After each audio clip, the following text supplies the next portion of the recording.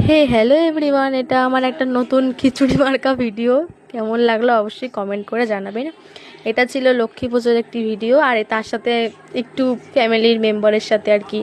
প্রথমে তোমরা দেখতে পেলে যে আমি প্রথমে মানে হাই করে তারপরে হচ্ছে আলপনা ঠালপনা দিচ্ছিল আমার একটা বোন, তারপরে আমি নিজেও রেডি হলাম। এদিকে মা আবার তিলের নাড়ু করছে, দশকর্মার সব জিনিস, তারপরে আমরা একটু মালা গাচ্ছিলাম। মানে আমরা আর কি সারাদিন এইগুলোই করি। কিছু একটা হলেই আমরা আর কি কখন একটু ক্যামেরাটা অন করবো, এটাই আমাদের মানে মাথায় থাকে।